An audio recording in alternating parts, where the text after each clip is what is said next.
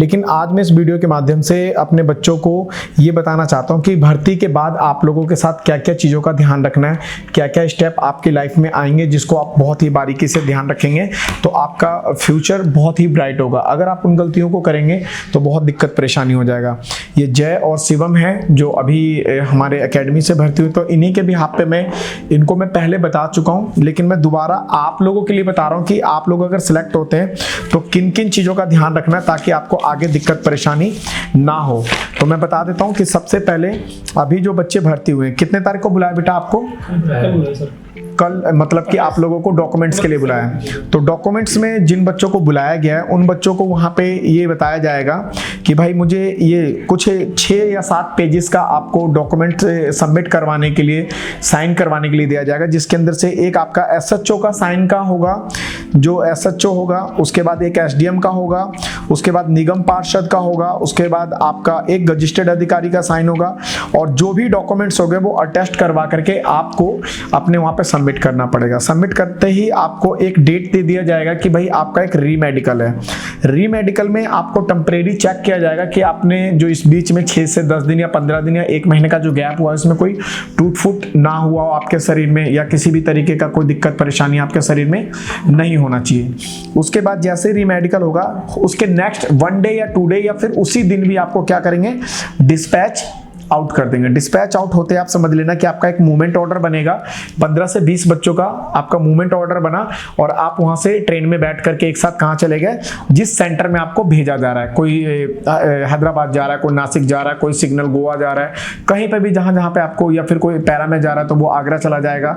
तो उसके अकॉर्डिंग वहां पे आपको जो भी वहां पे एपीओ वाले होंगे वो आपको क्या करेंगे, अटेंड करेंगे। वहां से गाड़ी आएगी, सेंटर में लेकर के जाएगा। सेंटर में आपको एक 7 RRD जैसा एक बेस कैंप मिलेगा जहां पे सभी नए रिक्रूट को वहां पे इकट्ठा किया जाता है, और वहां पे एक रिक्रूटमेंट आईडी बनता है। जो एक रिक्रूट आईडी होता है वही आईडी आपका क्या बन जाता है बाद में, आर्मी का आपका जो आई कार्ड बन जाता है।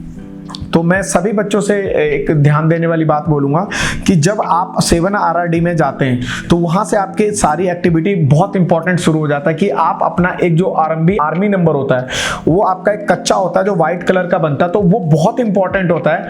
आप सबसे पहले लाइन में लग करके ध्यान देंगे कि मेरा जल्दी से जल्दी ये बन जाए, नहीं तो एक ही बैच में जो 20-30 लड़के होते हैं, एक नायक सूबेदार बना रहता है तो दूसरा सिपाही बना रहता है, और जाते हैं एक ही साथ भर्ती होकर के। उसका सबसे बड़ा रीजन होता है कि वो बच्चों का जो आर्मी नंबर वहां पे दिया जाता है, जो उनको किया जाता है, तो उसके अंदर जो लाइन में सबसे आगे होता है और जो सबसे पीछे होता है तो उतना डिस्टेंस उसके बीच में बन जाता है। तो जो भी आप लोग वहां पे जा रहे हो तो आपको ये ध्यान रखना बेटा कि आपको सबसे पहले अपना आर्मी नंबर वहां पे लेना है, चाहे आपको पिट के लेना हो या लाइन में आगे लग करके लेना हो, चाहे छल कपट जैसा भी करके, आपको सबसे पहला टारगेट क्या होना चाहिए कि आपको आर्मी नंबर लेना है। अब वहां पे आर्मी नंबर लेते ही कुछ दिन बाद आपको वहां से सेंटर में, जहां पे ट्रेनिंग बैटरी सेंटर होता है, वहां पे आपको भेजेंगे। आपका पूरा स्क्वाड बना के एक आपका बैच बनेगा और उसमें आपका वीक लिखा जाएगा कि आपका 1 वीक, 2 वीक, 3 वीक, 4 वीक, ऐसे 19 वीक का बैच बनेगा।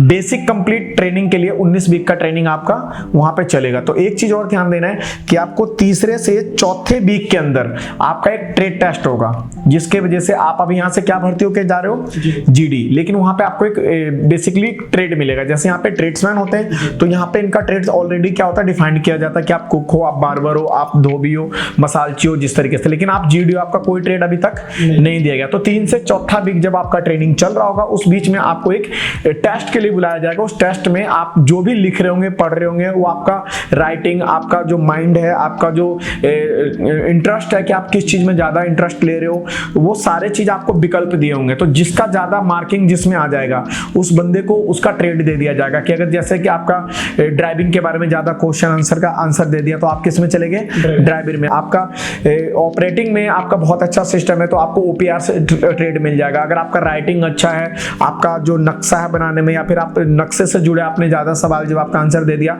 तो आप सर्वे या टीए बन जाएंगे। तो इस तरीके से आपका क्या होगा कि 5वें, 6ठे या 8वें वीक में आपको एक ट्रेड मिल जाएगा कि भाई आप ये ट्रेड हो।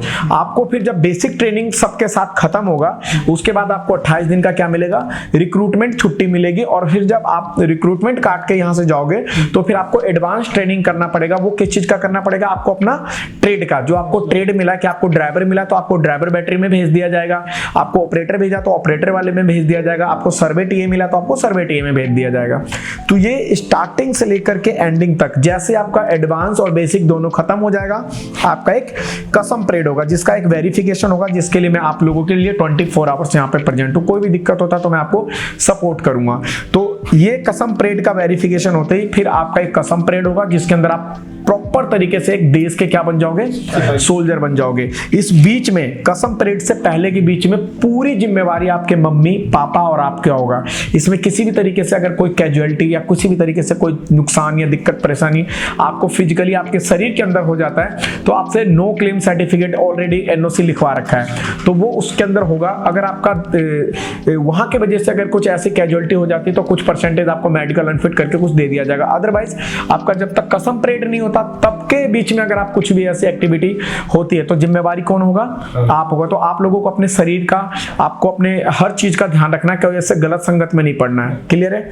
रूल रेगुलेशन तोड़ने पे भी आपको वहां से आउट किया जा सकता है। जैसे आपका कसम परेड हो जाएगा आप क्या बन गए? देश के सोल्जर बन गए। सोल्जर बनने के बाद आप पूरे एक तरीके से गवर्नमेंट का एक पार्ट हो जाएंगे। उसके बाद आप यूनिट में जाएंगे, सर्विस करेंगे। अगर 4 साल तक करना हो तो आपका औसत देखा जाएगा। अगर आप अच्छे रिजल्ट में देते हैं तो आपको परमानेंट में कन्वर्ट कर दिया जाए। क्लियर है?